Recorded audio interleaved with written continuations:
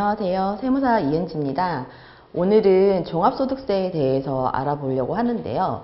왜 이 종합소득세에 대해서 알아야 하냐면 내가 세금을 낼 때 어떤 세금이 어떻게 부과가 되는지 그 과세 구조를 잘 알고 계셔야 세무사와의 이 소통이 원활하게 되겠죠. 종합소득세란 기본적으로 우리나라 소득세에서 양도소득세와 퇴직소득세 그리고 종합소득세 이렇게 크게 세 개의 카테고리를 두고 있는데요. 양도소득세와 퇴직소득세는 장기간 형성된 소득이 일시에 실현이 됨으로써 이 양도소득세와 퇴직소득세를 종합소득세와 다 같이 합산해서 과세를 하게 된다면 굉장히 세 부담이 늘어날 수가 있어요. 그래서 양도소득세와 퇴직소득세는 분류해서 종합소득세와 분류해서 따로 과세를 하게 되고요. 종합소득세 같은 경우에는 이렇게 6가지 소득에 대해서 종합하여서 합쳐서 과세를 하게 됩니다. 이제 설명을 드려볼 텐데요. 원장님께서 병원 원장님이라고 이제 가정을 해볼게요. 원장님이 1년 동안 이제 사회생활 경제활동을 하시면서 발생하는 소득들이 그동안 이제 버신 돈이 많으셔서 예금을 하고 계신다라고 하시면 이자 소득이 발생하실 테고요. 그리고 주식에 좀 투자를 하셨다라고 하시면 배당 소득이 또 발생을 하시겠죠. 그리고 이제 페이 닥터 선생님이시거나 아니면은 우리 병원을 운영을 하고 계시는 원장님들은 이 사업소득이 발생을 하실 테고요. 그 전에 어떤 병원에서 종속이 돼서 근로관계에 있어서 근로를 제공을 하고 급여를 받으신 적이 있다고 하시면 근로소득이 발생을 하는 거죠.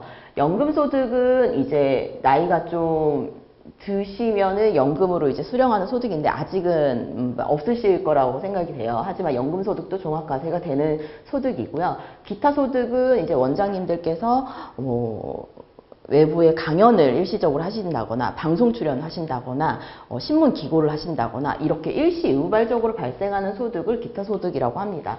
이자 소득과 배당 소득은 많이들 아시다시피 이 금융소득이라고 하는데 이 소득이 2천만 원이 넘어가면 종합과세가 돼요.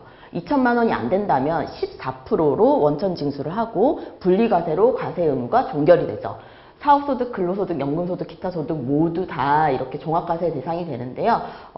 크게 소득에서 경비를 차감한 게 소득 금액이 됩니다. 사업소득에서 필요경비를 차감하면 사업소득 금액이고 근로소득 같은 경우에는 필요경비를 파악을 하려면 장부를 작성해야 되기 때문에 그거는 좀 불가능하죠. 그래서 법에서는 소득 구간별로 일괄적으로 공제율을 정해서 소득 공제를 시켜주고요. 근로소득에서 근로소득 공제를 제외하고 나면 근로소득 금액이 산출이 되죠. 연금소득도 마찬가지고요.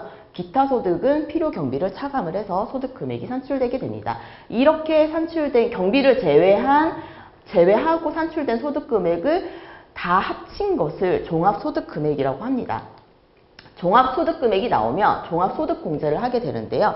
소득공제는 모두 알다시피 여기에 이제 인적공제, 본인공제 등 각종 소득공제가 들어가게 되고 그렇게 되면은 과세표준이 산출되게 됩니다.